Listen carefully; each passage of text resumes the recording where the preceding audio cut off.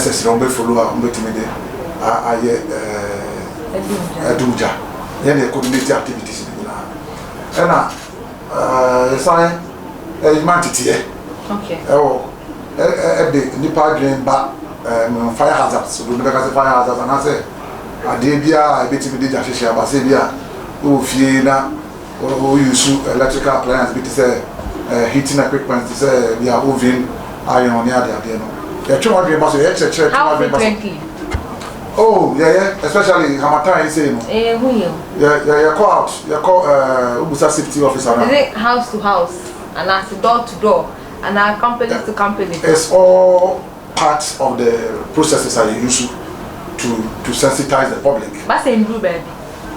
Maybe I want to say but you call lorry parks, you call mosques, you call churches, you call schools. You know, at the centers are more, you know, listeners where I feel say you can't just share more education but it's in fire prevention, you know, and also one aspect and look right here because say you are educated about the do's and don'ts or fire prevention in general now. Anytime you have a phrase, I say a person that you are in frame. What I say now, and you can pray and I say, and say no. The safety is one major concern. And now I'm saying fire volunteers. So what are bushfires, especially bushfires in India? You train fire volunteers, so you go school, training fire cadets. The schools, both GHS and secondary school level. What's a Ghana for you? Yeah, but media and end to change there. Yeah. Then I know is to create awareness, you know, about the dangers of fires and how possibly evicting above. Now, Okase, as a Okase now, where Sena. A jam tofi, but on say actually it's missing at any time.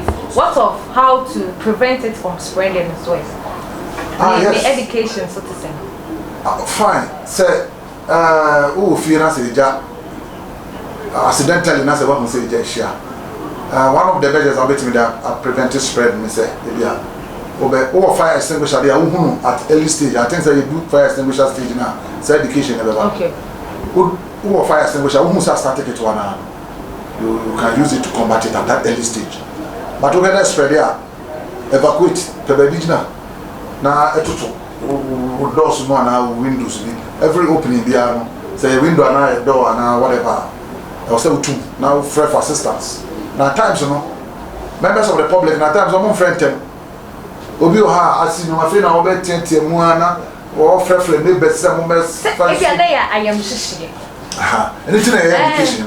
So who did this? Say you share Liberia camp incident tasting and saying for instance they went for all night. They came late. Omura them no who say jana started from hall. I am shishi akola wo. Until you say I go I am shishi camp. And I'm boy. Liberia camp incident, you know. Aye. It happened at the time they were asleep. Yes. Omo bedroom and the journey started from sitting room. It is a what that they are not a giant. And you fire officers in Crown. So what that deep at night and they just started from a section of your home. It will be very difficult for you to say they are Obeka. They are Obehuana a pebem. But I say Obehuana pebem. Who is English or baby grana? If you are the Johnny Grano, a share check. I'm going to do level there. Extinguishing to me. Okay. Until then also one challenger, Liberia campaign on facing your mother. And the journey started. It did not spread it about the home. And I was there, and then so you see a burglar proof near the end. And also one major problem.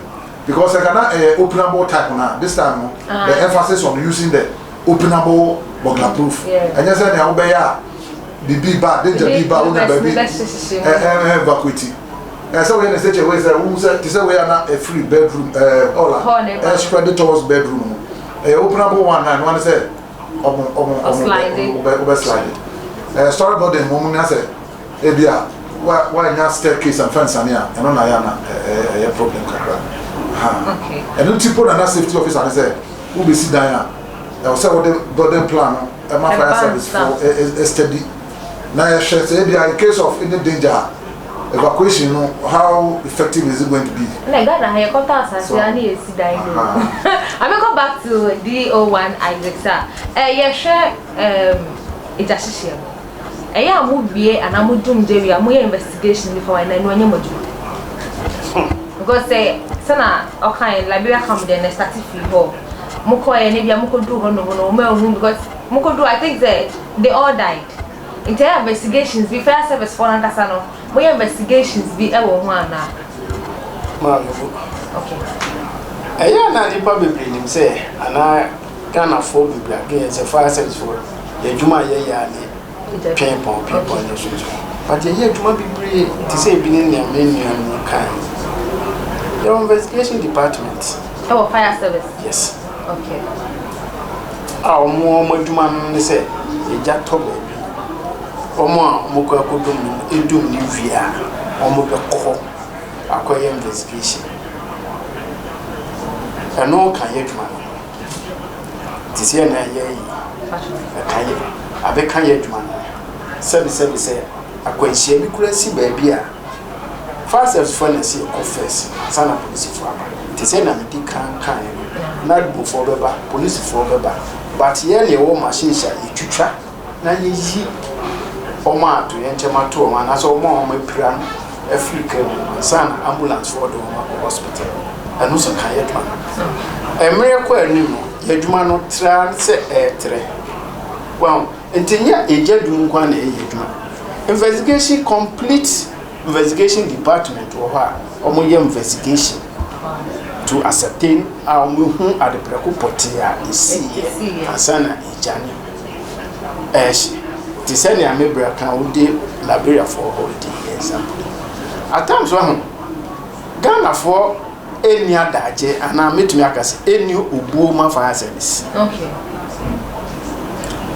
Ubeko baby.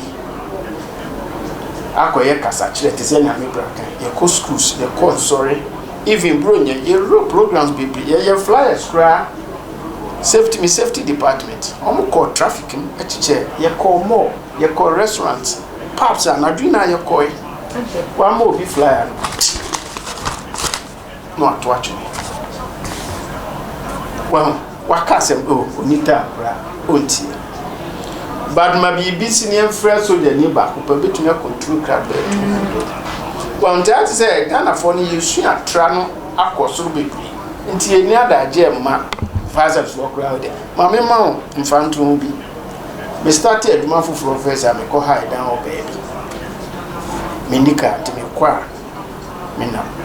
Until get to be, but do not boys be no be. Did I commit to man? I got it. Fire any was who when we don't want to jam life now. We must man catch her. We now here.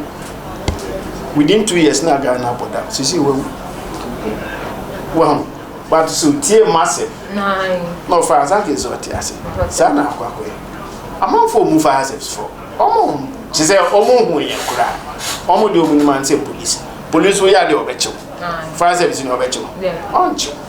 But some. Enya daji man omo man aso e wo ye nkyereke de kyerɛ anka just share masa na anka ensi esan say ye boy ye homodin bia say ye kɔ efie ni fi ubekɔ akɔbɔ bi gate baby oh ye ni adajo ye kokuru otu afa so na ɔkɔ Miami station my experience bi enti na meka otu afa so na ɔkɔ enso BBC a ye to nsafrɛ.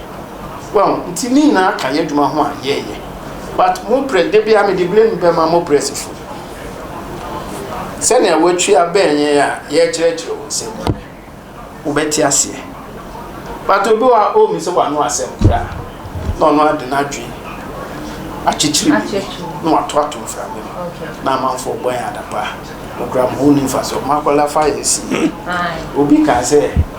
Ye umbu station no grani mfa nye den no ye ho nyumfa so bia pani bia ho fi bia ho mfa so ye ho mfa so pa nti ye Ghana fo na nkase ye nya daje ma fa service fo na adwuma de ye bi Me call Tvgh Samuel Kuma no safety side. And you call fire extinguishers this one. Time now Tvgh Lawrence after that so Casano or come about fire extinguisher. Fire extinguisher motor and say fire service. Ghana National Fire Service. Yen ton extinguisher. Okay. Ghana National Fire Service. Ni extinguisher bien gu warehouse aye tonton. Okay. Ye bibisa. Oh, embramu no. Ene nhyehyaya o man no de atoko se mfa ye djuma no. Won say ye djuma baako. Nso no say ye beko offices. What I say, any all public places. Bibi bia nipa ehia. Eye edwuma bi no embra hye se yekọ na enkohwe se omuntutuye eba prevention na etisen so e be friend fire safety inspection. Okay. Inti yaba office obe anka wo come office si ya omo office na obi ani office obi akokurum yekọ shops se hospitals en namho se bibi bia na me boss ka no Christmas time more nya na namho ye inspections na ehwe now embra no mu no se o pese o ye business bia anase shop a wankasa wote emumpo no embra hye one obenya fire fighting equipment and a fire protection equipment that wo ebi smoke detector ebi extinguisher ya wo kan embra hye na umpo no wanya fire certificate. Okay. And so ansa na wait ma ye djuma what I say na onya say ne mai we a fire service ya said yes say ba ba hwe say sanye mai what me anya na wo de ye djuma na nti we are more of say ye be inspect na unye ya yatimi de agina so ama bride nti ya ye hwe so say wo be yes ade no ye nso ye ntimi some provide ama like ye ntimi ye say police ni opese ochi kronfo na won so ankasa so no who special interest be wom. Okay. I don't know if you've tried what the person has. In the enam santi no service no any sa akwenya no say obeton extinguishers but or the sajuma dim we won bramu no e dia ma Ghana ni bia obefa mra kwan so a register ne company. Okay. What you say? So obe delay in fire fighting equipment. Now fire service abehwe say sanyema ya wo se oba beton yi ana sanyema ya wajia ba se eye firefight equipment no is it a standard na because it was standard ye de edwuma but what I say na ya ma ho license mpo ansa na what me aton ama public into ye as an organization no ye nton but ya ma ho kwan say individual Ghanaian investors no ebetimi and after acquiring certificate and permit from fire service no ebetimi are dealing in fire equipment. Inti ye den se be ma ama on se okay wo aha oti e wo se wonya smoke detector miensa extinguishers be ye 9 na ya ka kira what I say na wo no wa ko pe wo service provider don ato anabi wo wa enam se only say bibia possible e wo Africa in fact e wo mind bia mu fake any original wo what I say and to be able say be hu ade a eye the right thing no the fire officer no betimi abo say oh company asimasi Ghana National Fire a certify omo so omo ne maye nti ko KB finish enterprise na ko to ho but what I say nti se mi yi wano a eno na maka no say yen as institution no yen ton extinguishers. Okay, me call Lawrence Adoso although your fire extinguishers so education be na mo de ma public because say na o kan nya mo na mo ton fire equipment no na obi ono so akofa ono so nim ho any idea na say wo say nipa ni nya idea na wato ono so to wa ma ho education. Yes, education people especially let's say public people na come here no more. Say businessman they on the farmer. They are fire detector or what they turn among other things. And you know public na go bon buy no. Who knows the mode of operation of the extinguisher and the behavior of the other precautionary equipment and all that. Early warning system they here. Early warning system. Early warning system. And on detectors, no, and alarm system and all that. And on say even who knew and I said what that say Liberia can be easy ka time o madam early warning system o ha nka e bia smoke detector no detecting smoke now the alarm will be activated and what I said there brana e be nyane ti nyane won temo a e bia na small fire ko na what use extinguisher na what and then getting a serviceable fire extinguisher at home in there and other places in there, especially workplaces and all that. Very, very, very important.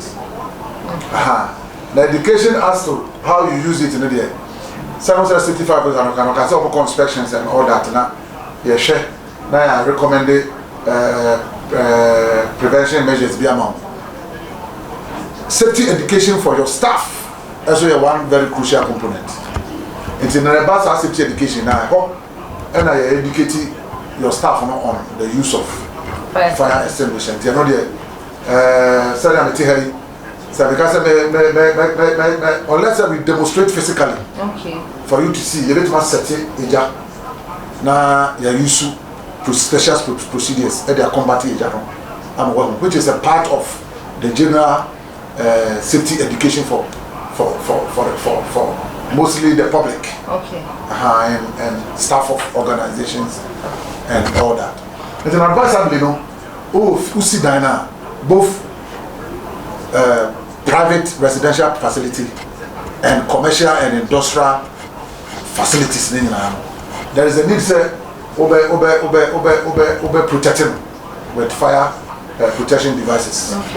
And excluding fire extinguisher critically because say who be or na say who jano at the early stage I don't know how to combat it.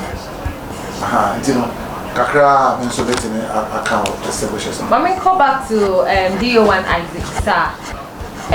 Then person amode see was say no fire equipment he said even making sure say every household Fibia company be or Ghana handle say no obenya sa equipment because for myself me if almost 90% houses are makono be fire even my house you don't have fire extinguishers company be amus me no money fire so even churches doesn't have way back quite bad and more fast so I'm making sure that every household benya sa